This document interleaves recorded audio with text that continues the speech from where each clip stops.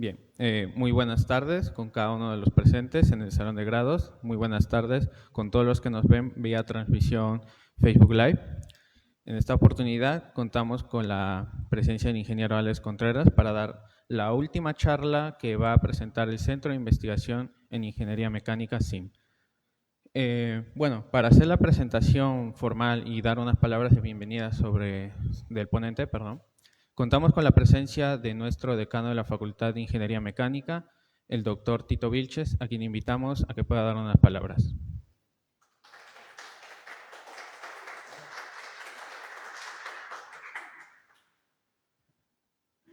Bueno, muchísimas gracias, estimados asistentes, tanto presenciales como virtuales, porque hoy ya la tecnología ha cambiado bastante y en realidad la Facultad de Ingeniería Mecánica sigue en esta tarea de hacer desarrollo tecnológico e incrementar, en este caso, el conocimiento de todos los estudiantes y también de los profesores en los diferentes niveles del sector de energía. Y bueno, ¿qué más que aquí presentar, cómo se llama Alex Contreras?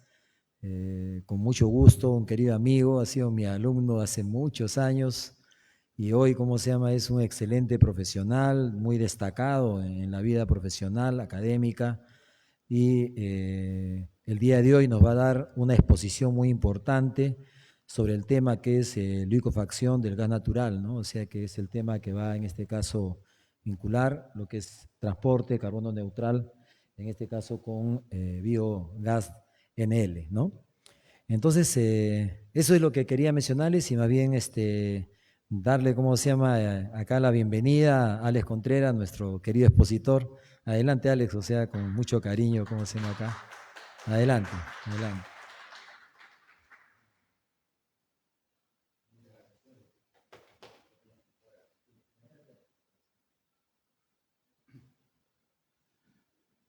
Buenas tardes, muchas gracias a la invitación al Centro de Investigación de Ingeniería Mecánica de la Facultad de Ingeniería Mecánica de la UNI.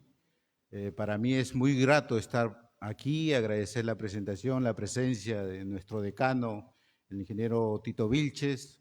También nos acompaña el presidente de la Comisión de Seguridad Energética, el ingeniero Abelardo Ortiz, y gracias por su invitación. Gracias, Marco, por esta invitación, que a mí me permite con mucho entusiasmo, con mucha dedicación, sobre todo porque provengo de esta alma mater, modestamente considero que es la universidad en el Perú la más destacada en tecnologías, en ingeniería. Y bueno, como siempre en este recinto del salón de grados de nuestra facultad también he recibido mucho conocimiento, me he inspirado aquí y espero lograr un poquito ello, ¿no? Lo que yo en su momento, cuando era estudiante, escuchaba novedades que se motivaban, ¿no? Y gracias a esa motivación es que he encontrado un camino muy interesante que estoy proponiendo para que el Perú se desarrolle de forma sostenible, ¿no?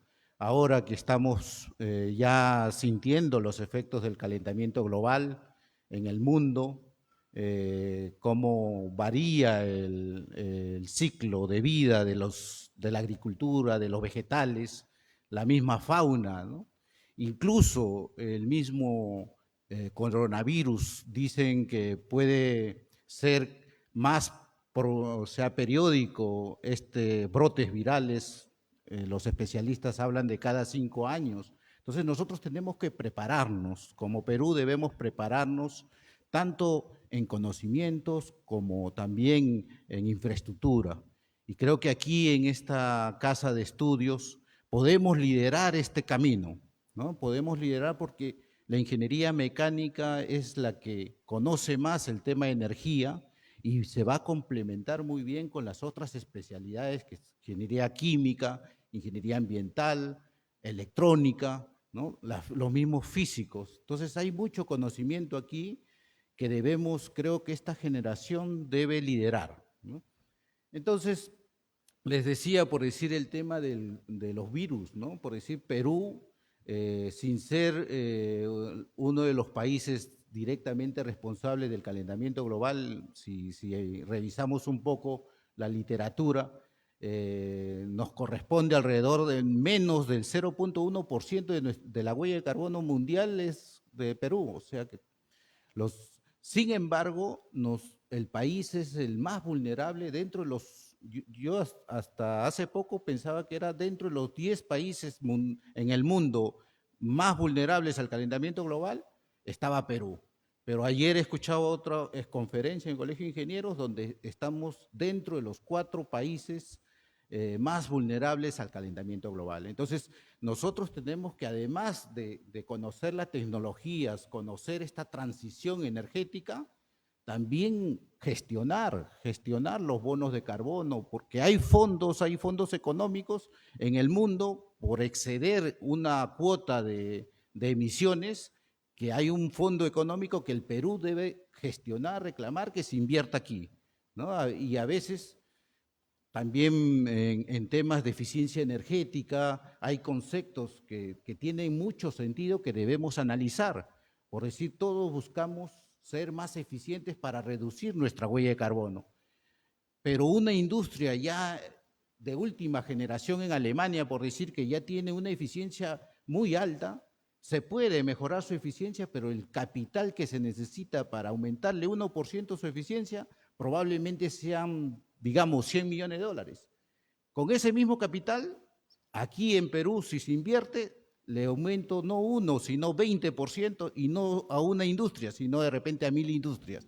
Ese concepto creo que nosotros tenemos que seguir divulgando, reclamando, gestionando, ¿no?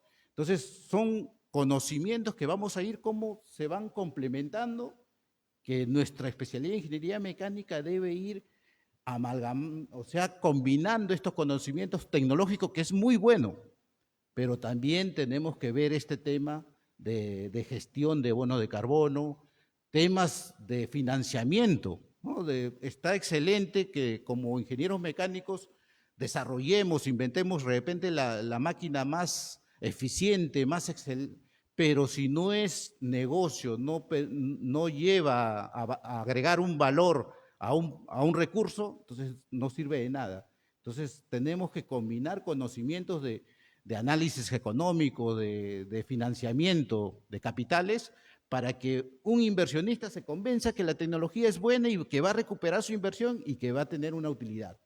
Y además nosotros como sociedad debemos privilegiar esos esfuerzos donde se apliquen esos capitales. Muy bien, entonces con esa introducción vamos a tocar hoy el tema transporte carbono neutral con BioGNL, ¿no? Vamos a ver cómo el concepto de carbono neutralidad, o sea, cero emisiones, podemos lograrlo de forma más económica, eficiente y más práctica con el biogás, ¿no? Vamos, si por favor pasamos a la siguiente. Siempre me gusta compartir esta imagen de la transparencia del aire que se evidenció en plena pandemia. Prácticamente se limpió el aire de nuestras ciudades debido principalmente a la inactividad del sector transporte y del sector industrial, ¿no? Ya no habían emisiones de material particulado y prácticamente se evidenció la transparencia del aire, ¿no? La calidad del aire mejoró en esos meses de estricta cuarentena. Entonces, esta imagen se viralizó. Un fotógrafo en el muelle de Chorrillos tomó esta foto y se divisaban los Andes. Entonces, eso es una evidencia de que nosotros como especialistas debemos procurar recuperar esa calidad de aire porque es lo mejor para nuestra salud, ¿no? Entonces, debemos recuperar esa calidad de aire manteniendo nuestras actividades económicas, ¿no? Manteniendo el transporte, manteniendo nuestra actividad industrial, pero para ello necesitamos sustituir un combustible de altas emisiones por un combustible limpio y si es renovable, mejor. Pasemos, por favor. Muy bien, les quiero mostrar este esquema que prácticamente condensa toda la cadena de valor del biogás, ¿no? Esta es una primera imagen que es muy esquemática, pero representa muy bien un proyecto que desarrollamos en el año 2011 en el Hipódromo de Monterrico. Previamente, yo había realizado aquí, me integré a un equipo de investigación aquí en la Universidad Nacional de Ingeniería, me integré con ingenieros de la Facultad Ambiental, de la Facultad Química, incluso habían de otras especialidades de biología, por decir, de otras universidades. Y mi misión era, en ese proyecto se recogía estiércol de las granjas de Lurín, y aquí en la Facultad de Mecánica se había implementado un sistema, un biodigestor, ¿no? Todavía está ahí en las instalaciones, ahí por el laboratorio 5, ahí está el biodigestor. Entonces, cuando me convocan, mi misión era utilizar ese biogás que ya se producía en este biodigestor para accionamiento de motores de combustión interna. Motores pequeños, grupos electrógenos, motobombas, ya sea con gasolina o ya sea diésel, ya sea para que funcione 100% biogás o con un sistema dual fuel, o sea, biogás y diésel, ¿no? Entonces, esa investigación, esa experiencia, a pesar de los recursos limitados, pero como seres humanos ya el cerebro va siguiendo, se va imaginando y va buscando soluciones de optimizar un proceso, ¿no? Entonces ya desde ese entonces venía yo buscando alternativas para que el metano del biogás, separarlo, concentrarlo y usarlo eficientemente como combustible vehicular, de propulsión para un vehículo, ¿no? Un auto, un barco, un camión. Ese era mi objetivo en ese entonces.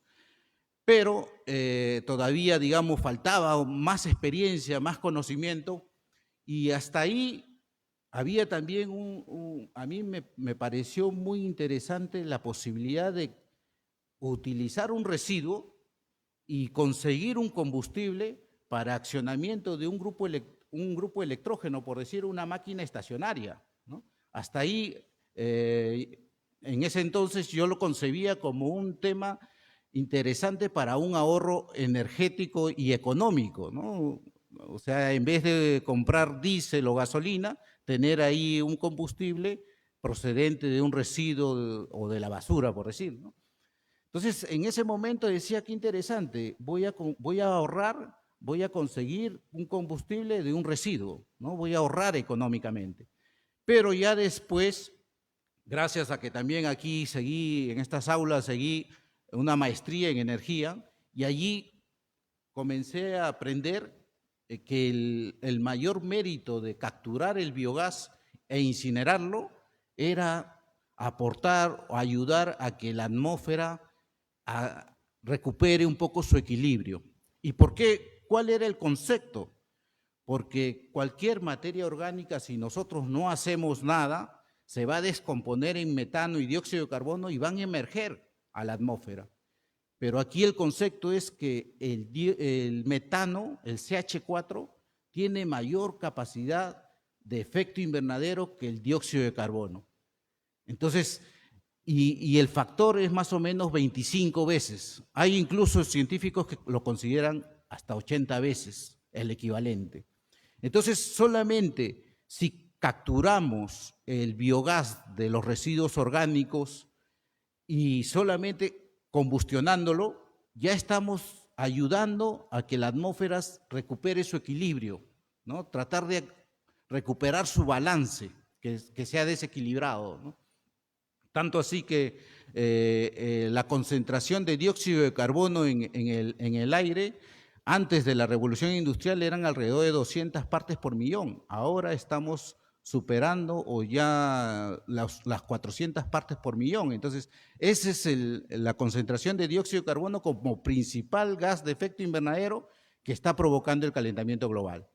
Entonces, el mérito que ahora se está reconociendo en el mundo y que es una oportunidad efectiva, económica, para alcanzar la reducción de emisiones es el biogás. O sea, procesamos los residuos orgánicos de las actividades agropecuarias, nuestros propios residuos municipales, lo procesamos, capturamos ese ese biogás y lo utilizamos en sustitución de un combustible fósil, eso vamos a ver que incluso tiene una huella de carbono negativa, o sea, mejor que carbono neutral. Y ahí es por eso el mensaje de esta charla que hoy les comparto.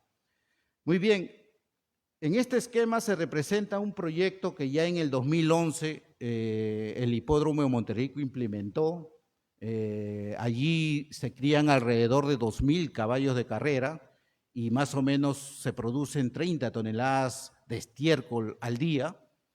Entonces alguien ahí, un socio del hipódromo, propuso la construcción de una planta de biogás con la finalidad de procesar esos residuos que eran problemáticos, generaban malos olores, generaban proliferación de moscas, y la Universidad de Lima estaba ahí cerca, entonces había todo ese problema, y alguien tuvo la buena idea de proponer la construcción de una planta de biogás.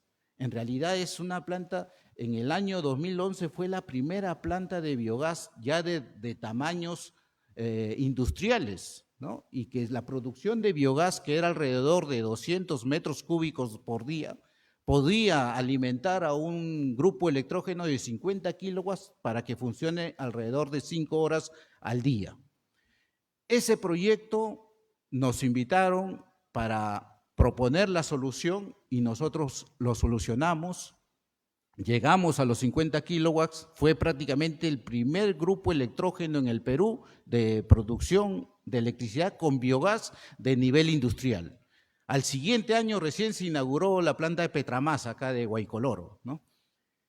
Bien, con este proyecto además nos presentamos en el concurso nacional de Ingeniería Mecánica y Mecánica Eléctrica Ramas Afines, el CONIMERA, ¿no? El congreso más importante de ingeniería a nivel nacional, y obtuvimos el primer lugar gracias a ese proyecto exitoso, ¿no? Entonces, allí implementamos un grupo electrógeno que originalmente funcionaba a gas natural, pero lo que nosotros fuimos, y fue parte de mi tesis también de investigación con el cual recibí el título de ingeniero mecánico, fue adaptar el sistema de alimentación de biogás para que funcione y produzca una energía de calidad, de frecuencia constante y voltaje constante, independientemente de la carga, ¿no? O sea, si el grupo era de 50 kilowatts, si la carga en algún momento era 10 kilowatts, funcionaba con esa frecuencia de 60 Hz a 220 voltios. Si la carga aumentaba a 40 o 50, se mantenía esa calidad. Eso era, antes de este proyecto, digamos, los estudios en biogás, para tener esa calidad, digamos, tenía que un operario abrir o cerrar una válvula manualmente para que la frecuencia se mantenga. Mi tesis fue hacer que el sistema sea automático, ¿no? Y se logró. Entonces, y también le agradezco al mismo cliente, porque el cliente fue el que, no siendo un cliente ingeniero, siendo un cliente, creo que era licenciado en administración, me decía, quiero que implemente, ingeniero, en realidad se sorprendió que efectivamente le entregásemos la potencia que ellos habían solicitado. Los 50 kilowatts, aquí están los 50 kilowatts demostrados, pero llegó un momento donde no sabían dónde utilizar esa energía. Entonces ahí es donde nosotros solicitamos el cuadro de cargas y había un componente, un equipo que consumía 40 kilowatts. ¿Cuál era? La electrobomba de agua sumergible que extraía agua del subsuelo, 40 kilowatts. Entonces, como el generador ya estaba produciendo 50 kilowatts, hicimos todas las conexiones para despachar esa energía y activar esa electrobomba. Allí hubo también, digamos que el motor eléctrico, la electrobomba, en su arranque, siempre hay un pico de arranque que te demanda el triple de potencia normalmente, porque su tablero de arranque era estrella triángulo.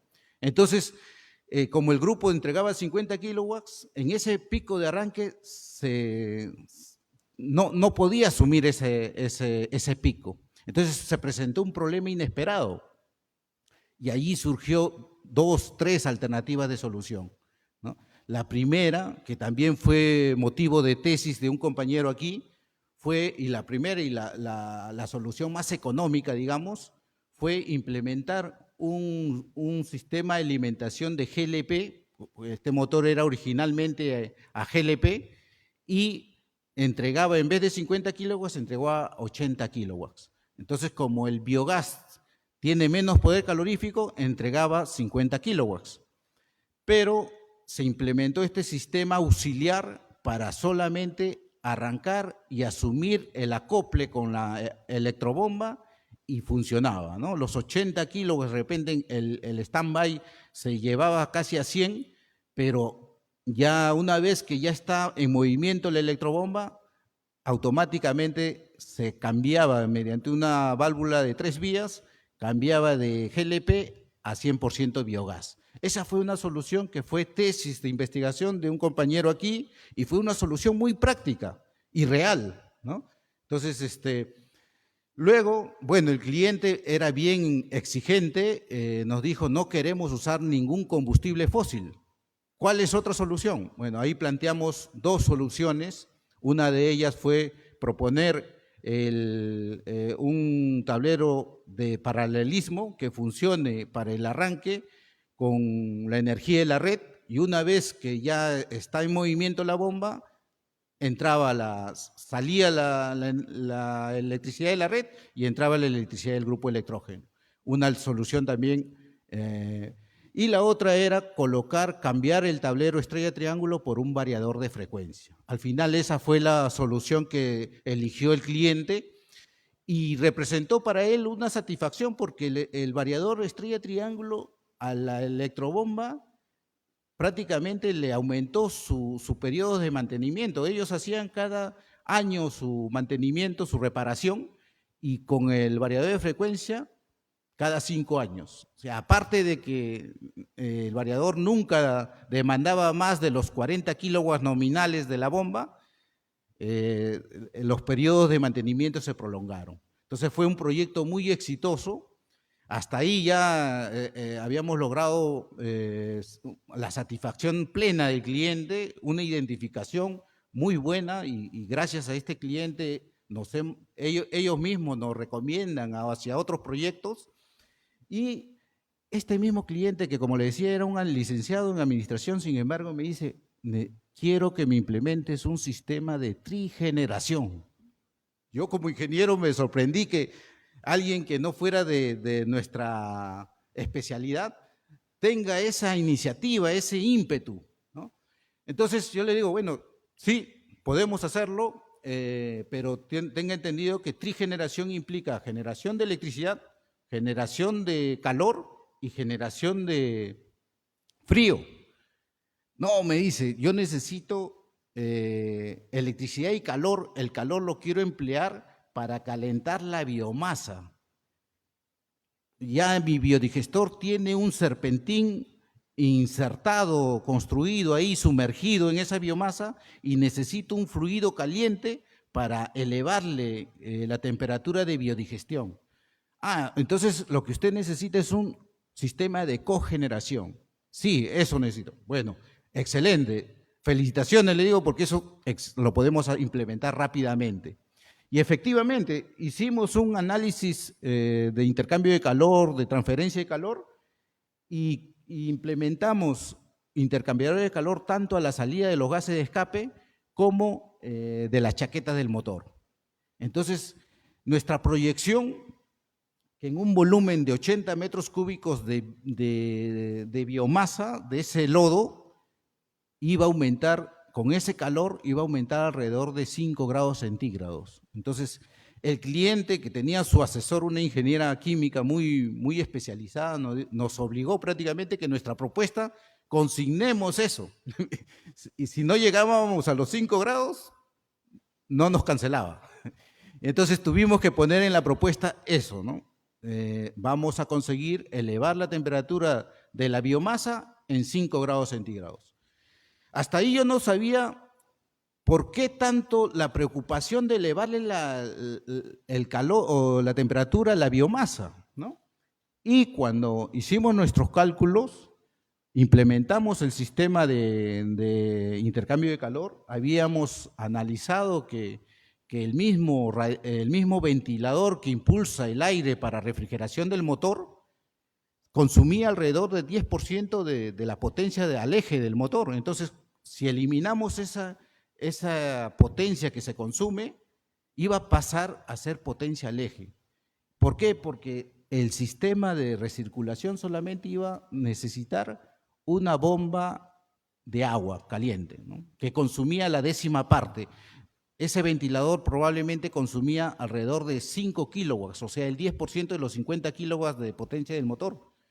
Y la bomba que habíamos calculado solamente demandaba alrededor de medio kilowatt, ¿no? Entonces, había como más de 4 kilowatts que iba a pasar a potencia al eje. Eso era nuestra expectativa. Y cuando hicimos las pruebas, efectivamente, los 50 kilowatts eléctricos subieron a 54 kilowatts. Eso fue un éxito total, inesperado, pero noté la emoción de la ingeniera. ¿Por qué? Porque antes que nosotros, a nuestra empresa, nos llamasen, habían convocado a otra empresa que habían consumido 2 balones de 40 kilos de GLP en un día y solamente habían elevado 1 grado centígrado. Nosotros no habíamos consumido ningún combustible adicional, solamente estábamos aprovechando un calor que se desperdiciaba. Generalmente un motor de combustión interna de un grupo electrógeno, del 100% de la energía química del combustible, solamente recogemos 40% como energía eléctrica. Hay un 60% que se disipa, como un 25% se va en los gases de escape, un 25% se va en el calor del radiador y un 10% son para emplear la bomba de agua, los periféricos, digamos, del grupo electrógeno, y también las pérdidas por rozamiento, por todo ello, ¿no? Más o menos así es el balance. Pero con este sistema de cogeneración se pudo recuperar prácticamente el 90% de esa energía que se desperdiciaba. O sea, la eficiencia global del 40% se elevó a 90%. Y eso, cuando nosotros entregamos y efectivamente empezamos con una temperatura de la biomasa de 27 grados y le entregamos al cliente al cabo de 2 horas de funcionamiento del grupo electrógeno, 32 grados. La ingeniera se emocionó. Me dice, usted ha roto esquemas. Le digo, pero era lo que nosotros hemos ofrecido y es normal que se cumpla. No, pero ahí recién me contó que una empresa había gastado 2 balones de GLP y solamente había conseguido 1 grado en todo un día. Entonces, ahí estaba la satisfacción de nosotros como empresa de ingeniería energética, que el cliente se sienta satisfecho, ¿no? Y que todo lo que ofrezcamos se cumpla. Entonces, funcionó muy bien. Este proyecto está aquí en el Hipódromo de Monterrico, se puede gestionar una visita. Yo hago las conexiones con los directivos para que conozcan esto. Es una planta piloto que está representando una buena oportunidad. ¿Por qué? Yo hace poco he estado en Europa viendo proyectos de biogás. El biogás se procesa, se limpia en sus 2 sustancias principales, se lleva casi al 100% de pureza, al metano y al dióxido de carbono. A ambos se le da valor. El biometano lo podemos comprimir, usarlo como GNB o licuar y usarlo como bio-GNL. Incluso se puede inyectar a la red, si la red, por decir de cálida, que pasa por el interior del hipódromo, puede recibir biometano.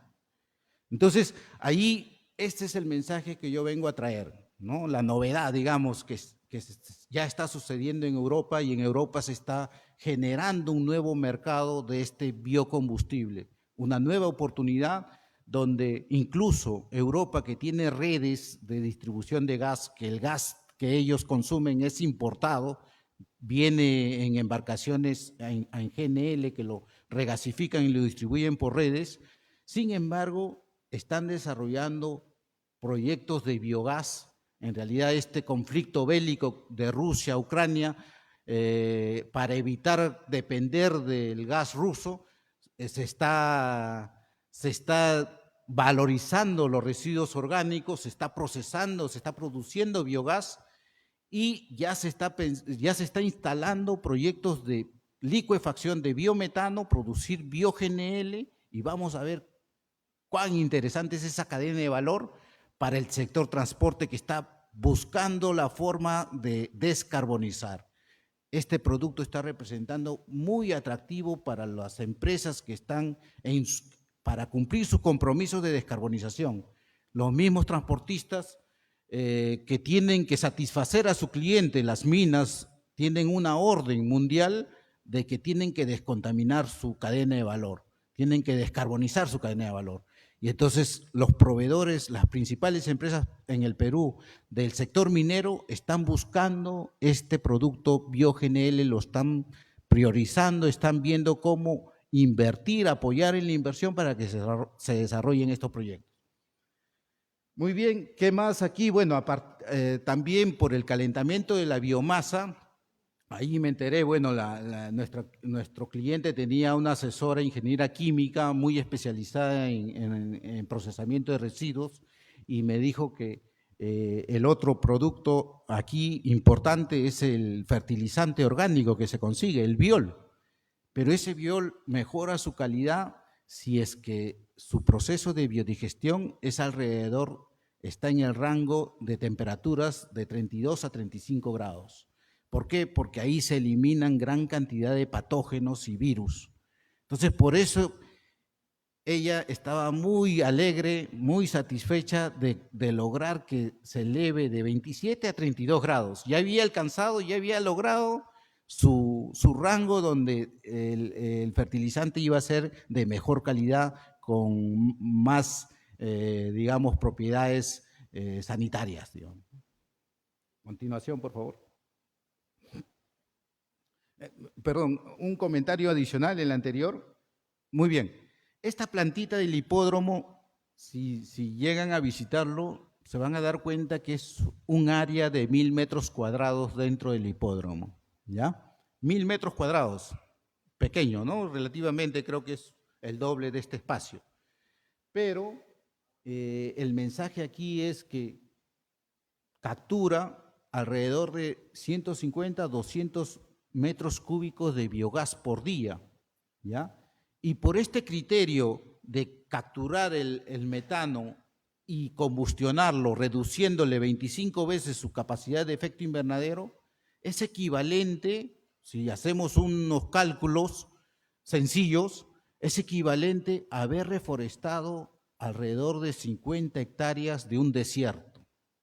Ese es el valor más importante de este proyecto, ¿no? Ese cálculo me pidió el mismo cliente realizarlo porque querían gestionar bonos de carbono. Pero yo encontré esa equivalencia de que este proyecto de captura de 150 a 200 metros cúbicos de biogás por día era equivalente a haber reforestado un desierto de 50 hectáreas. Justo el campus de nuestra universidad tiene 50 hectáreas. Imaginemos un bosque lleno de árboles en la uni. Ese efecto positivo para el medio ambiente es equivalente a esta planta de biogás. Entonces, ese es el mensaje que quiero que ustedes sigan transmitiendo a la sociedad para que la sociedad se identifique con esta cadena de valor, que es una solución estupenda.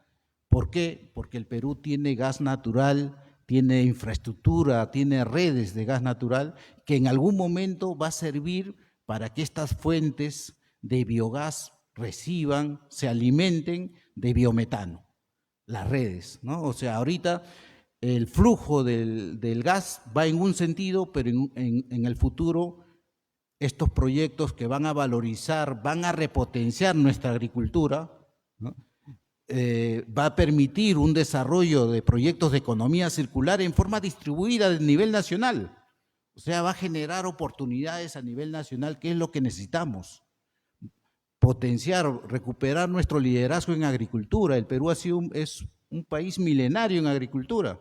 Entonces, esta es una de las mejores estrategias que tenemos para recuperar ese liderazgo y que la infraestructura que estamos desarrollando de gas natural va a servir para que se alimente de este recurso renovable. Entonces, Incluso, como voy a explicar, el GNL, que es un combustible que ya se está utilizando en el Perú, ¿no? En el transporte en enero de este año se inauguró la primera estación de servicio acá en Puente Piedra con este combustible para el sector transporte. Entonces, esta fuente también se puede licuefactar para llevarlo al sector transporte. Y vamos a ver que una proporción de GNL fósil con una mezcla de bio-GNL, esa mezcla, si tenemos un 30% de bio-GNL con 70% de GNL fósil, esa mezcla está considerada carbono neutral. Y así logramos lograr un transporte económico rápido con una infraestructura que ya existe. No estamos esperando que se desarrolle, ¿no? El hidrógeno, en el mejor de los casos, va a ser carbono neutral, ¿no? Pero esto, si por decir usamos 100% bio-GNL, prácticamente nuestra huella de carbono es 300% por debajo de cero. Es por eso que una proporción de la tercera parte de bio-GNL o con GNL es carbono neutral, cero emisiones. Entonces es una forma rápida que los transportistas que atienden al sector minero ya lo han identificado y ahorita están muy interesados en recibir este recurso. A continuación. Bien, gracias a esa experiencia exitosa, ¿no? Con estos detalles interesantes en el Hipódromo Monterrico, y gracias a que también son unos excelentes clientes agradecidos, nos han recomendado en varios proyectos, hasta ahora nos siguen recomendando con minas, los mismos gerentes de minas, ellos nos lo conectan. ¿Por qué? Porque saben que este es el camino más adecuado para alcanzar la carbono neutralidad. Los clientes del hipódromo nos recomendaron a Redondos, por decir. Redondos es la empresa líder de producción de cerdos en el Perú. Tienen una población de cerdos de alrededor de 200.000 cerdos, distribuidos en 3 granjas, ¿no? En Huacho, en Guarmey y en Pisco. En Pisco está la mayor población, alrededor de 90.000 cerdos en Pisco. Muy bien, nosotros, gracias a esta experiencia en el hipódromo, hemos atendido a Redondos, le hemos instalado un grupo electrógeno de 150 kilowatts en cada granja y ya está funcionando con biogás. Pero, por decir en Pisco, la producción de biogás es alrededor de 20.000 metros cúbicos de biogás por día y este grupo de 150 kilowatts consume alrededor de 800 metros cúbicos, o sea, es menos del 5%. Entonces, hay el 95% de este recurso que solamente se está desaprovechando, se está incinerando, sin ningún aprovechamiento económico. Entonces, ahí es donde nace esta propuesta. Al mismo gerente de proyectos le digo, y tienen un recurso muy valioso, tienen que utilizarlo. Ya ahora hay tecnologías que permiten al metano separarlo del dióxido de carbono, llevarlo a concentraciones de casi el 100% de pureza y licuefactarlo. Y ese es un combustible excelente para el sector vehicular. Ahí me dijeron, bueno, no es nuestro negocio, nosotros estamos en producción de carne, pero permite que alguien venga y sea un aliado de ustedes y desarrolle este tema. Entonces, ahí es donde el mismo cliente me solicitó, se enteró justo que pronto iba a dar una charla en la Universidad Agraria. Por ejemplo, la Universidad Agraria La Molina viene estudiando estos temas ya desde hace mucho tiempo y continuamente. Entonces, ahí tuve la oportunidad de dar una de mis primeras charlas en este tema y justo el cliente se entera que iba a dar una charla al día siguiente. Yo pensaba que me llamaba para decirme, ingeniero, por favor no vaya a divulgar nuestra información, pero más bien me llamó en el sentido contrario, me dice, ingeniero, si pudiera compartir lo que estamos haciendo en Redondos para que la sociedad sepa que estamos en este esfuerzo, yo le digo, encantado, muchas gracias, le digo, con mucho gusto. Entonces, así fue, ¿no? Comencé a brindar charlas y decir que hay un recurso disponible aquí que se debe valorizar, ¿no? Entonces, por decir, aquí en Pisco, en la zona de Humay, está la granja de 90.000 cerdos, se han instalado biodigestores, se produce alrededor de 20.000 metros cúbicos de biogás por día, se genera 150 kilowatts con el 5% de ese biogás durante 8 horas.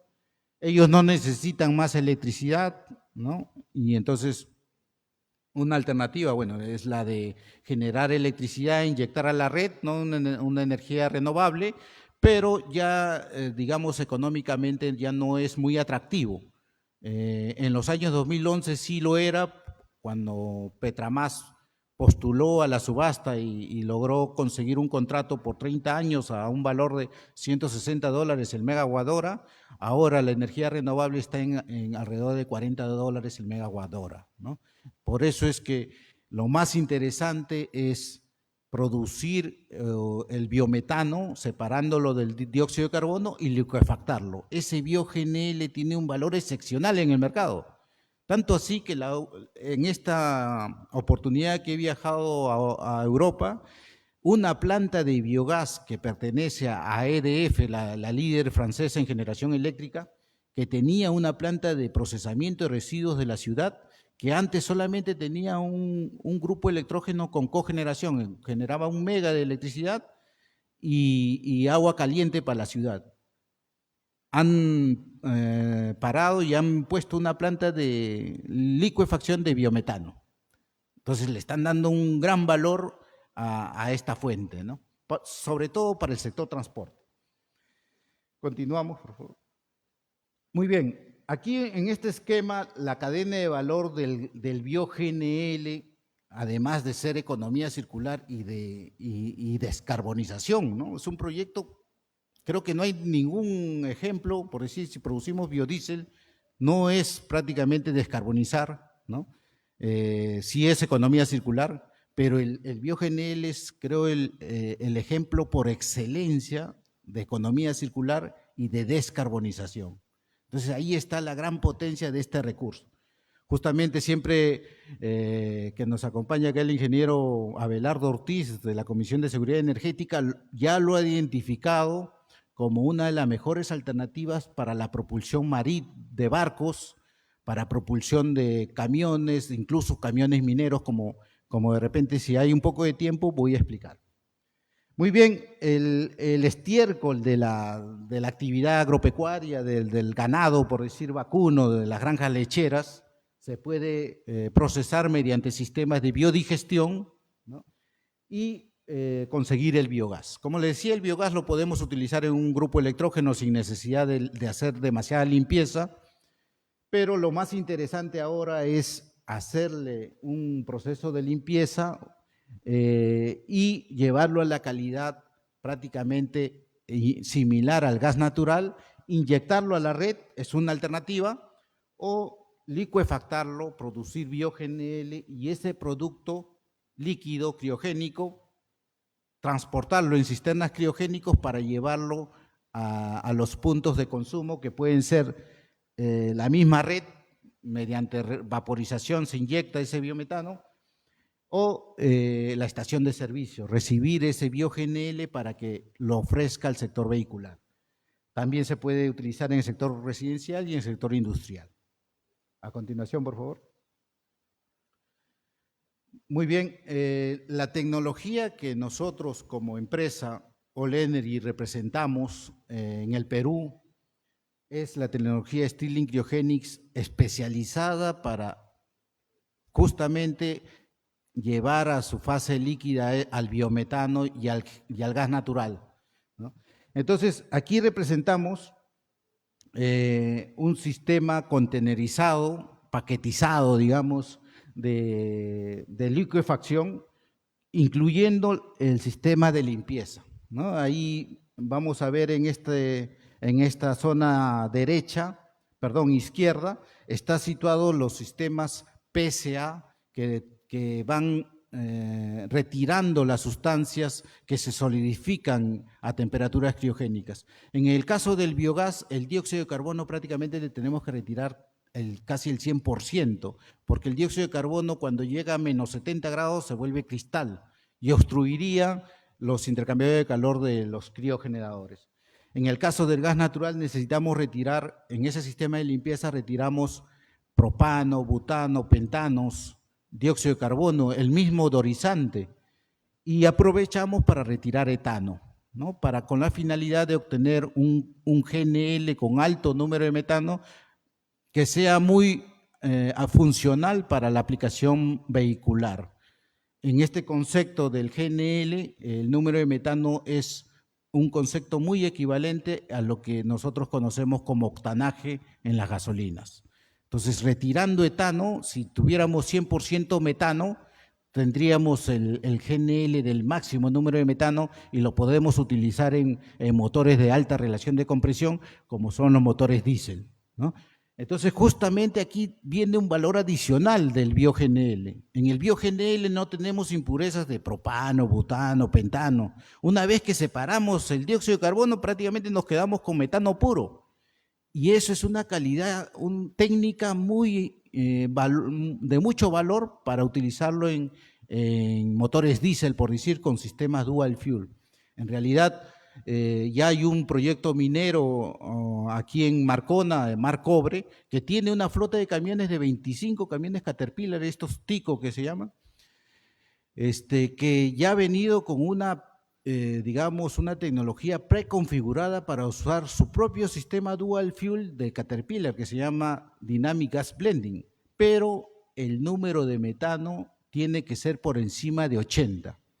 ¿Y qué sucede? Que la fuente de GNL que tenemos aquí en Perú, de Melchorita, solamente llega a 78, ¿no? Entonces, ahí hay una oportunidad adicional para el bio-GNL. Puede utilizarse como aditivo y además lo vuelve carbono neutral al GNL fósil, ¿no? En el caso muy específico, muy especial que tenemos aquí en el Perú. Bueno, entonces, describiendo un poco más esta tecnología, por si acaso, este es un invento incluso anterior al ciclo Otto, al ciclo diésel, el ciclo Stirling. En la historia, el monje escocés Stirling ideó esta máquina porque las máquinas de vapor estaban resultando muy peligrosas, explotaban, y ideó esta máquina que era conocida como máquina de aire caliente. Eran muy lentas, robustas, pero sí muy eficientes, ¿no? Si un poquito revisamos la teoría de termodinámica, si ustedes revisan los ciclos termodinámicos, sabemos que el ciclo Carnot es el límite de eficiencia, ¿no? No podemos ser más eficientes que Carnot porque es un ciclo ideal, ¿no? Es nuestro techo. Pero el ciclo real que más se aproxima al ciclo Carnot es el ciclo Stirling, ¿no? Entonces, por eso que este criterio lo hace muy eficiente a este proceso. Y otro criterio es que el único refrigerante que usa esta máquina es helio. Y helio también es el gas real monoatómico que más se aproxima al concepto de gas ideal. Nosotros en termodinámica, para simplificar los cálculos, utilizamos gas ideal. Es una idealización, ¿no? No existe. Pero el gas, digamos, real, que más se aproxima al concepto de gas ideal es el helio, ¿no? Entonces, por esos dos criterios es que esta máquina para esta aplicación es muy eficiente y como vamos a ver, los proyectos de licuefacción se determinan, se eligen en base a su eficiencia. Si es eficiente para el caso del gas natural, si consumimos alrededor de 0.8, 0.9 kilowatt hora por cada kilogramo de GNL producido, es una buena tecnología, ¿no? Entonces, ahí ya son análisis. ¿Por qué buscamos ser eficientes? Porque el único insumo prácticamente para licuefactar es energía eléctrica. Si somos eficientes, vamos a ser competitivos en costos. Entonces, esta máquina funciona gracias a un mecanismo alternativo que permite la compresión y expansión del helio en ciclos de alrededor de 1800 veces en un minuto. Se expande el helio en el cabezal superior 1800 veces en un minuto y esa expansión continua es la que absorbe calor. Entonces el gas, el fluido que necesitamos condensar, que necesitamos cambiar de fase gaseosa a fase líquida, solamente necesita transitar por un serpentín y se licúa, ¿no? Entonces, esta tecnología por eso la están aplicando con mucha intensidad en Europa, ¿no? Gracias a digamos, tormenta perfecta que Europa quiere prescindir del suministro de gas ruso, están procesando su biomasa, generando biometano y licuefactándolo. En el mundo ya hay estudios que la biomasa disponible en el mundo puede abastecer al transporte de carga. O sea, sí hay biomasa y es cuestión de, digamos, juntarla para procesarla. Nosotros estamos visitando diversas granjas donde cada granjero, digamos, tiene 500, 1000 vacas, pero están un poco dispersos. Entonces es cuestión de organizarlos para acopiar esa biomasa y procesarlo, ¿no? También los alcaldes, nos estamos reuniendo con alcaldes donde ya se está pensando que en vez de que los residuos orgánicos de la ciudad se viertan en un relleno sanitario, se procese, ¿no? Para producir fertilizante, producir combustible y un ejemplo magnífico de economía circular para la ciudad. Seríamos potencia mundial efectivamente si haríamos eso. Muy bien, entonces el gas natural o biogás previamente procesado, limpiado, separado de las impurezas que se solidifican, se pasa al proceso de licuefacción y ese producto bio-GNL o GNL se almacena en un recipiente, un tanque vertical en este caso, criogénico, ¿no? Aislado térmicamente. Desde ahí ya se puede despachar a un cisterna para llevarlo a otro punto de consumo o de repente si esto es muy compatible, estos tamaños, como son 2 contenedores de 40 pies, o sea, necesito un área de 5 de ancho por 12 de largo, 60 metros cuadrados para poner la licuefacción. Esta configuración permite producir alrededor de 6.000 galones diarios de GNL en una estación de servicio que tenga suministro de la red, puede producir y puede abastecer a una flota de 50 camiones, por decir, números muy compatibles que maneja una estación de servicio. Por eso es que estos proyectos están siendo de mucho interés de los empresarios comercializadores de combustibles, que si ponen esto van a evolucionar van a agregar valor a un recurso y lo van a convertir en un líquido excelente, de excelente calidad para el sector vehicular. Y la expectativa es que el producto, el GNL producido, le permita al transportista alcanzar ahorros en costo de combustibles de alrededor del 40%. Además de que se va a reducir la contaminación, el material particulado del transporte de carga se va a reducir prácticamente a cero y vamos a mejorar la calidad del aire. Bien, hasta el momento todo interesante, todo técnicamente, digamos, atractivo, pero, como le decía, necesitamos convencer al inversionista que su inversión se va a recuperar y además le va a permitir tener utilidades. Nosotros en nuestros análisis económicos hemos analizado que la inversión para una estación de servicio puede empezar alrededor de 2.5 millones de dólares, pero el payback de esta inversión está alrededor de 3 años, ¿no? Es una inversión muy interesante, prácticamente los interesados dicen que no hay otro negocio que nos den estos ratios. La TIR en este momento está alrededor del 60%, gracias a que el primer proyecto de GNL que se está ofreciendo este combustible al sector vehicular ha salido con un precio relativamente alto, ha salido con $18 por millón de BTU. Entonces nuestros análisis, estamos conversando con Cálida, con el productor Plus Petrol, todo ello, para los inversionistas que quieran participar de esta cadena de valor, invierten y van a tener el precio del gas natural en $4 por millón de BTU, similar al precio que pagan las termoeléctricas ubicadas acá en Chilca. Eso es un convenio que ha firmado el Ministerio de Energía con el consorcio Camisea, otorgándole este precio privilegiado para los inversionistas en este sector, cuyo GNL se vaya a sustituir al diésel, o sea, hacia el sector transporte. Entonces, tienen $4 por millón de BTU el gas natural, el proceso de licuefacción, o sea, el costo de la energía y del mantenimiento está alrededor de 1.2 a 1.5 dólares por millón de BTU. Hasta ahí tendríamos 5.5 que nos cuesta producir este combustible. Yo lo puedo ofrecer a $18, igual que lo está ofreciendo la estación de GES acá en Puente Piedra, y tengo un margen de $12 prácticamente por millón de BTU, y como 10 toneladas es equivalente a 500 millones de BTU de energía, más o menos son $6.000 diarios que puede marginar el empresario, lo que hace alrededor de 5.5 millones de dólares en 3 años, y como la inversión para este sistema es alrededor de 5 millones de dólares, se demostraría que allí está la recuperación. Estos temas nosotros estamos teniendo reuniones a diario y está teniendo ya el interés de empresarios innovadores, de empresarios que han desarrollado proyectos muy exitosos que ahora ya son consolidados y quieren replicar su experiencia de éxito con esto.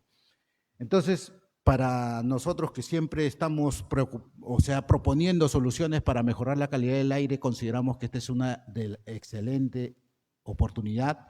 Incluso los empresarios de las estaciones de servicio que son actualmente comercializadores, o sea, compran y venden el combustible, en este caso van a agregar valor, o sea, van a evolucionar su calidad de empresario a ser un empresario industrial de agregación de valor, van a pertenecer a un gremio de mejor estatus como es la Sociedad Nacional de Industrias, con la cual también estamos conversando. A continuación, por favor. Muy bien, esta es una imagen, digamos, de planta de los criogeneradores, cómo se alojan en el isocontenedor de 40 pies, y en uno de ellos, y en el otro contenedor, la zona de limpieza, ¿no? Cada par de estas botellas significa el PCA. Y bueno, el otro componente periférico es un chiller de agua helada, porque vamos a ver que el ciclo termodinámico necesita remover un calor. Ese calor se remueve con agua fría, que lo produce un chiller convencional. Y bueno, el otro es un cuarto de control. Por cierto, estas plantas están totalmente automatizadas. En la planta que hemos ido a ver allá en Italia, en la ciudad de Pavia, prácticamente no había ningún operario, todo era automatizado, monitoreado remotamente, funciona 24/7 estas máquinas y pueden funcionar 8.000 horas continuas. A continuación, por favor. Estas son las curvas de performance de cada criogenerador que produce 1 tonelada por día de 4 cilindros. La línea verde representa la producción en función de su presión de suministro. Si el biogás está a 12 bar, que normalmente se lleva con sistemas de compresión previas, se lleva a 12 bar el biometano, ingresa a los criogeneradores y si vemos en la línea vertical produciría 1.1 kilowatts, 1.1 toneladas por día a esa presión de 12 bar. La ventaja de las estaciones de servicio que están conectadas a la red de Cálida, reciben algunas estaciones por encima de 16 bar. Entonces, la producción aumentaría un poco más, ¿no? Y hay lugares donde la presión de gas es de 40 bar. Eso es una ventaja adicional porque estas máquinas lo reciben máximo a 20 bar y necesito bajarle la presión, pero en esa bajada de presión se enfría un poco. Y si el gas o el biometano está un poco frío, la producción mejora, ¿no? La línea azul representa el consumo específico de potencia eléctrico de cada criogenerador. Por eso también conviene trabajar a partir de 12 bares, porque en esa región vamos a tener el mínimo consumo de potencia eléctrica de cada criogenerador. Continuamos, por favor. Este es el sistema Stirling, la tecnología. Aquí representamos el Stirling más pequeño, de un solo cilindro. ¿En qué consiste? Básicamente es un mecanismo biela-manivela, donde sincronizadamente el desplazador que está en el cabezal superior, hay un movimiento alternativo con el pistón que está en la parte intermedia, que hace que el helio se expanda 1800 veces por minuto en el cabezal superior, y ese mismo helio en la parte intermedia se comprime 1800 veces. En la parte superior, donde se expande, es donde logra temperaturas muy bajas, ¿no? Absorbe calor hasta alcanzar temperaturas de menos 200 grados centígrados. Es por ello que esta máquina se viene aplicando desde hace 70 años por la Philips de Holanda. Se viene aplicando para licuefacción de oxígeno, de nitrógeno, de argón, y hay una configuración especial de doble cabezal de 2 etapas donde licúa hidrógeno, ¿no? Justamente está teniendo mucho protagonismo esta máquina, justamente por el hidrógeno también, el hidrógeno verde, que se está pensando en licuefactarlo como una solución, por decir, para drones, ¿no? Muy bien, entonces el helio que se comprime en la parte intermedia se calienta un poco. Ese calor necesitamos removerlo, y por eso va a circular un caudal de agua helada que proviene del chiller. Entonces, el gas que necesitamos licuefactar, condensar, solamente va a ingresar por el cabezal, por la parte superior, por el orificio superior. Va a ingresar, va a transitar, digamos, en un serpentín, en capilares, y se va a condensar en ese trayecto. Para el gas natural o biometano solamente necesitamos menos 160 grados. Estas máquinas llegan a menos 200 grados, como les decía, para la misma máquina para licuefactar oxígeno, que se licúa recién a menos 185 grados, nitrógeno a menos 193 grados. Entonces, para licuar gas natural está aliviado esta máquina, ¿no? Entonces, menos 160 grados trabaja aliviado, y sobre todo que te entrega un GNL bien frío que va a permitir optimizar la logística, mantener la calidad del combustible, porque si no está tan frío, lo que sucede dentro del recipiente criogénico es que se comienza a evaporar y produce un boil-off. Ese boil-off generalmente es la primera sustancia que emerge, que se evapora, es el metano. Entonces, produce una alteración en la calidad del líquido. En Europa le dicen el envejecimiento del GNL, y eso hay que tener cuidado en el tema de la aplicación vehicular, sobre todo porque necesitamos que la calidad del GNL tenga la mayor cantidad de metano, y por eso es importante tener un número de metano alto, pero también el GNL que esté bien frío, ¿no? A baja presión. ¿Continuamos? Bien, aquí este es un layout de una estación de servicio típica, ¿no? Esta es una que está ubicada al costado de la Panamericana Sur, en la ciudad de Ica.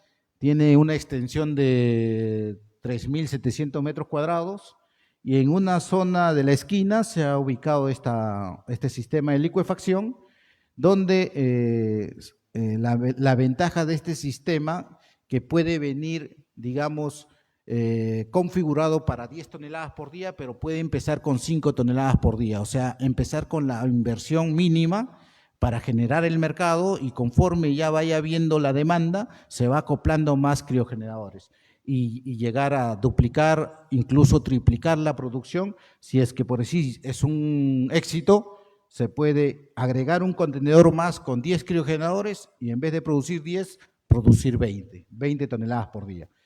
Allí se ha dibujado no sé si se nota ahí, los 2 recipientes de GNL de 80 metros cúbicos. También paso a paso va a ser, se va a colocar un primer tanque de 80 metros cúbicos, un primer dispensador, excelente, un primer dispensador para atender la demanda, y ya cuando vaya creciendo la demanda, colocar otro recipiente de 80 metros cúbicos y otro dispensador.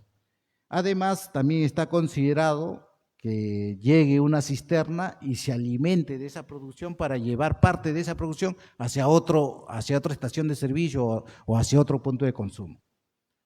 Continuación, por favor.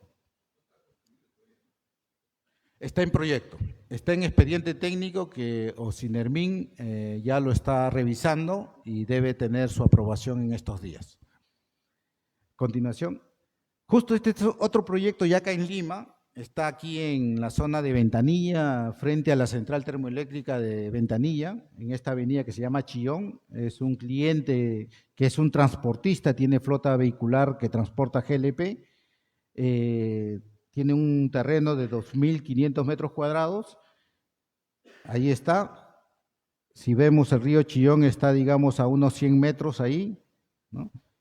Y hemos hecho todos los estudios de riesgos, plan de contingencias. Estamos en pleno proceso de levantamiento de observaciones de parte de Ocinermin de este expediente. Lo interesante es que este proyecto va a producir alrededor de 20 toneladas por día, que el mismo cliente, como tiene estaciones en Huacho y tiene en Carguamayo por Junín, va a llevar esa producción para que pueda ofrecer este combustible al sector vehicular, a los camiones, sobre todo de transporte de carga minera, ¿no? De minerales. Y también se está proyectando el alto flujo vehicular de contenedores que va a haber en la zona norte por el puerto de Chancay. También hay mucho interés en este combustible para que se distribuya en esta zona. Continuación, por favor. Bien, esta es la distribución en este proyecto de Ventanilla. Está considerado, esta es la avenida Chillón en la paralela a la horizontal y va a permitir el ingreso de una cisterna, la más grande, de 60 metros cúbicos, así como la que transporta el GNL desde Melchorita y la lleva al norte y al sur. Esta cisterna va a ingresar y se va a alimentar del GNL depositado en estos 3 recipientes de 60 metros cúbicos cada uno. Esta tecnología es modular, ¿no? La inversión, digamos, para comenzar a hacer negocio, o sea, yo puedo producir desde 1 tonelada por día, técnicamente es posible, pero la inversión los análisis económicos indican que recién es negocio a partir de 5 toneladas por día. Entonces se puede empezar listas las conexiones con 5 toneladas por día e ir agregando más criogeneradores poco a poco con los ingresos que voy teniendo del negocio, ir invirtiendo en más criogeneradores y aumentando la producción. Esa es una gran ventaja de la modularidad. Además de la confiabilidad, ¿no? Cuando hago mantenimiento no necesito parar toda la planta, voy parando parte parcial, o sea, un 20% y sigue generando el producto. Continuación, por favor. Bueno, esta es una imagen, una simulación de la planta, cómo va a quedar, ¿no? Ahí vemos el patio de maniobras, los 3 contenedores de 40 pies y los depósitos de GNL de 60 metros cúbicos cada uno, ¿no? Por ahí está el dispensador para despachar esa producción hacia el cisterna que va a trasladar este producto hacia Carguamayo, hacia Huacho. Continuación, por favor. Es otra vista, ¿no? Cómo quedaría la planta, siempre aplicando la normativa. Por decir, aquí se nota ahí esa escalera, es porque hay un dique que por seguridad se tiene que instalar, se tiene que hacer esa obra civil para que en el caso extremo de que si hay una fuga, un derrame de GNL, se quede contenido ahí en esa piscina, ¿no? Todo está también nosotros participamos del Comité de Normas Técnicas del Colegio de Ingenieros en normalización del GNL y estamos siempre participando, aprendiendo y aportando en este tema de las normas para el GNL, tanto desde la producción, almacenamiento, transporte y uso final. Continuación. Bien, este es un esquema ya global de cómo es el circuito del gas natural. Lo recogemos de la ARM, digamos, a una presión de 20 bar o 15 bar de acuerdo a la estación, o puede ser del biogás, el biometano de los compresores viene a 12 bar, pasa por un circuito donde se retira el odorizante, se retira cada elemento, ¿no? En el caso del gas natural hay que retirar propano, butano, etano, los pentanos, el dióxido de carbono, el vapor de agua y aprovechamos para retirar etano, ¿no? Con la finalidad de elevar el número de metano, aprovechamos eso. Y una vez limpio, en esa línea de color verde, digamos, viene el gas limpio, ingresa a los cabezales de los criogeneradores y en esa línea azul se recoge ya en estado líquido y por gravedad se almacena en estos dos recipientes dentro del contenedor, ubicados dentro del contenedor, va a recibir el GNL producido y a partir de diferencia de presiones se va a trasladar ese GNL hacia el recipiente principal, hacia el tanque vertical, y desde donde se va a despachar mediante una bomba sumergible, se va a despachar hacia el dispensador, o también se puede despachar hacia una cisterna para llevar parte de la producción hacia otro punto de consumo. Continuamos. Bueno, estas son las experiencias de la aplicación del criogenerador en embarcaciones metaneras, las embarcaciones que trasladan la producción, por decir, las embarcaciones que se estacionan acá en Melchorita y se cargan de GNL para exportar al mercado europeo, al mercado asiático. En el trayecto sufre un calentamiento, entonces para evitar que se ventee ese recurso, se está empleando estos criogeneradores, es una de las aplicaciones donde se recoge el vapor y como ya está limpio y no necesitan tener ninguna limpieza, entra a los cabezales superiores y se relicúa y el líquido se reinyecta. Este es un caso en Rotterdam, ¿no? Y la siguiente es para Shell, en la ciudad de Rotterdam, en Holanda. La siguiente, perdón, la anterior, la siguiente, aquí es en Jacksonville, en Estados Unidos, también para una aplicación de una barcaza de GNL, en este caso 6 criogeneradores Stirling. Continuamos. Bueno, aquí les presento ya un proyecto de innovación de la Comunidad Europea, donde es un proyecto demostrativo que se puede producir metano sintético a partir del hidrógeno producido de los excedentes de un bosque eólico. Se produce hidrógeno verde mediante electrólisis de agua y ese hidrógeno se utiliza para hacerlo reaccionar con el dióxido de carbono que se captura del aire. Ambas sustancias producen el metano sintético y finalmente ingresa al criogenerador y se almacena este metano sintético en estado líquido, el bio-GNL también se le denomina bio-GNL sintético, y se utiliza en el sector vehicular. Este es un proyecto liderado por la Comunidad Europea donde evaluaron todas las mejores alternativas tecnológicas y encontraron que el equipo Stirling es la más adecuada, la más eficiente, la más versátil para producción de este combustible. Continuación. Sí, creo que hay un video ahí. Hay un video, si tenemos un medio minuto para verlo. Ya. Este es el proyecto, ¿no? Storage.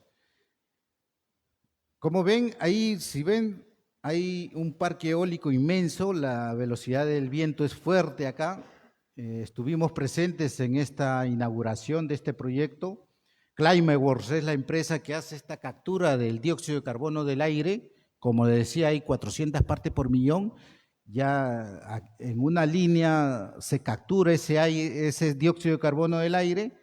Y en el otro proceso en paralelo, el hidrógeno procedente de la electrólisis del agua ingresan a un reactor catalítico, se forma la molécula sintética del metano y ese metano es licuefactado con un criogenerador Stirling, ¿no? Entonces, la empresa EasyTech, juntamente con Climeworks, fueron los que lideraron esta solución circular de innovación y ahora EasyTech, con también su especialista Andrés Aldivia, que por cierto estuvo aquí en Perú en el año 2018, nos fuimos conversando y yo había hecho un análisis también previo de la eficiencia de Stirling Cryogenics, que era superior a otras alternativas tecnológicas. Y coincidimos mucho en esa conversación, nos dimos cuenta que coincidíamos mucho. Él había analizado varias tecnologías de licuefacción y muchos de sus criterios que él había concluido, también coincidimos con el análisis que nosotros habíamos hecho. Por eso la identificación de nosotros con esta tecnología, y la verdad que me siento satisfecho porque nosotros ha sido un paso a paso, experiencias, ha sido en realidad todo inició acá, ¿no? Cuando era investigador de biogás, conocí a otros investigadores excelentes que fabricaron su motor Stirling, un prototipo que está en el Instituto de Motores. Hay dos motores Stirling, el más pequeñito que funciona con un mechero Bunsen, y gracias a esa interacción con este investigador que hizo su tesis, fue que yo poco a poco me fui enterando de esta aplicación interesante y me interesó la parte más criogénica, ¿no? La parte, porque es un motor reversible. Si yo le entrego calor, se convierte me entrega energía mecánica. Si yo le entrego energía mecánica giratoria, se convierte en un refrigerador en un sentido, y si lo hago girar en el sentido inverso, se convierte en una bomba de calor.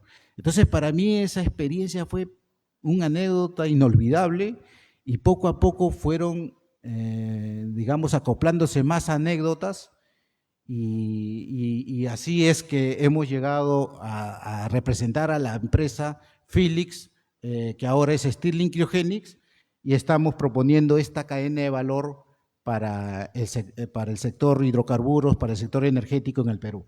Estas son imágenes de la planta en Pavia, que pertenece a EDF en Italia. Hemos visto, nuestros aliados han hecho el proyecto integral, el llave en mano, y están ofreciendo lo mismo para desarrollar aquí en el Perú. Ahí está Andrés Aldivia, el que salía en el video, nos recibió, nos mostró toda la tecnología y nos ha explicado en detalle, nos ha compartido mucho su conocimiento. En realidad, esta vez fui acompañado por dos clientes interesados, dos clientes peruanos interesados que querían ver el funcionamiento. O sea, ya yo les he explicado todo lo que he venido explicando como hoy día aquí, pero ellos quieren ver, ¿no? Y están en su derecho. Antes de decidir una inversión tienen que verla funcionando. Y esta oportunidad, este viaje ha sido para ello, para que tanto consolide lo que yo vengo explicando, y también que el cliente verifique que efectivamente es lo que nosotros estamos ofreciendo, es real. Muy bien. Aquí hay un pequeño video, es un par de segundos creo, si lo puedes activar. Esto es dentro del isocontenedor.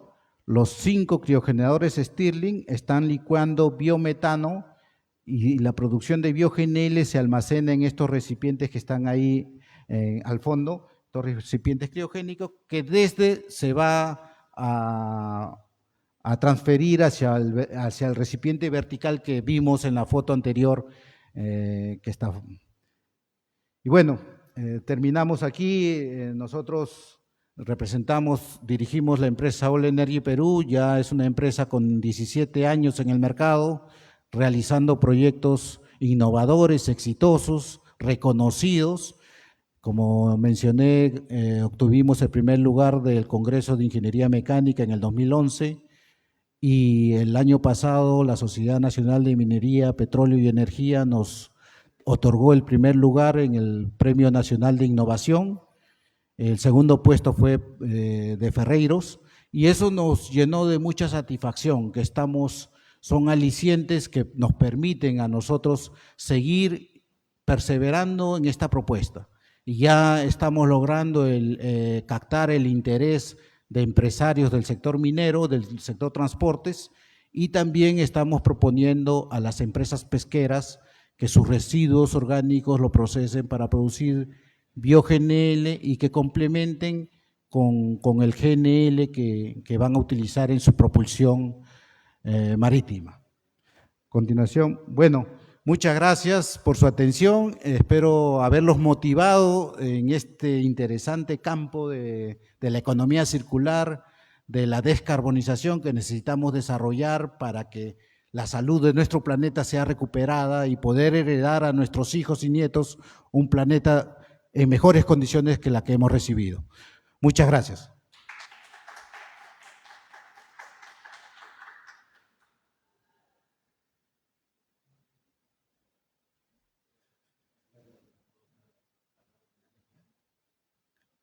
Bien, muchas gracias. Agradecemos enormemente la participación del ingeniero Alex Contreras por esta charla, que sí refleja bastante cómo es el papel del ingeniero en diversos campos, ¿no? En este caso, en el campo energético, hay mucho de qué hablar, la verdad, y es un tema bastante interesante, algo que despierta mucho la conciencia de las personas, de la sociedad y de cómo este se debe desarrollar en el país, ¿no?